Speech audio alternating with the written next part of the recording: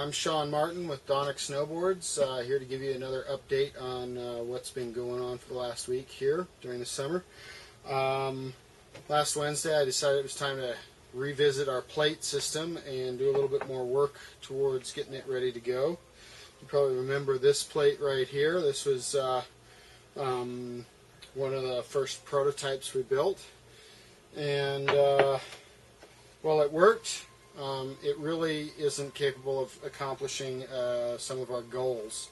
The biggest one is the inexpensive aspect, and the other is being able to mount it to a 4x4 or 4-hole system. So this plate worked for testing purposes, but we need to move on and do a couple of things. Now there's a couple of things we have to do to accomplish our goals. As far as price, what needs to be done is we've got to eliminate the sidewalls. They take way too long to assemble, put on the core. It's an extra step, it's extra parts, it's extra work. We've got to cut our costs down, so we've got to cap it. So if you look here, this is the first capped version I made yesterday, actually. Came out pretty good. It's got a couple issues that need to be corrected. We've got some overstretching of our top sheet material here, and it's buckling a little bit. And it looked really good in the computer, but once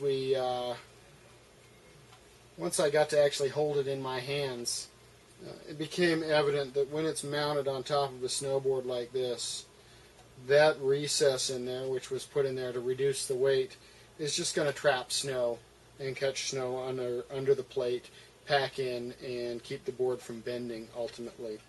So discarded that design yesterday after this was pressed, and came up with something new. Eliminated the groove down the middle and pinched the waist a little bit more, and decided I'd try and make it a little bit stiffer, and it actually came out dramatically stiffer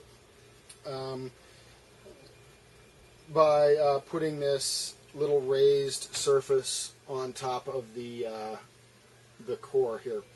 So this has actually stiffened it more than 25% just by adding this little raised section here.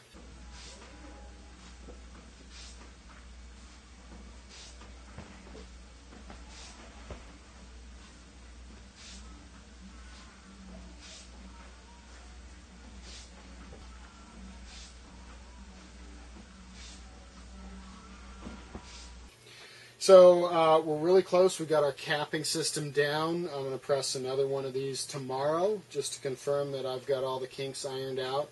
I believe this is probably going to be our production shape. We may wind up actually softening it a little bit. It's probably not necessary to be quite as stiff as this one. So that accomplishes our first goal, is that capping system. But the other goal is the 4x4 system.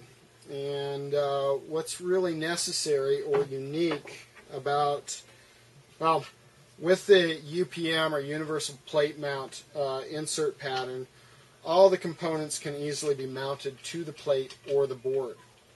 But when we go to a 4x4 system, it becomes necessary to actually mount through the plate into the board. So we've got a screw going through the top of this plate that has to sit flush underneath your binding, which necessitates a flathead screw like you probably see right here. But there's significant issues with doing that. A screw like that can't just simply go into a wood core because the forces applied to the screw when you're in a turn are so great that you actually crush the wood and will ultimately cause damage to the plate. So the simplest solution to something like that is to laminate a metal plate inside the board. Well, laminating aluminum, which is the metal we chose to use primarily because of weight, is actually an extremely difficult proposition. We do it all the time with our metal boards, but that metal comes to us from the manufacturer treated for lamination. You can't buy small chunks of metal the size we want, machine them down, and have them prepped for lamination for us. So last Wednesday, I started on the goal of coming up with a bonding technique. And essentially, I played around with this little chunk of aluminum for about 3 days. Basically trying different surface preparations and then peeling strips of fiberglass off the surface to see how strong the bond was. And as you can see, it just sort of peeled off, and in most cases just almost fell off the aluminum because aluminum is so difficult to bond to. But I finally came up with a solution that is actually chemical free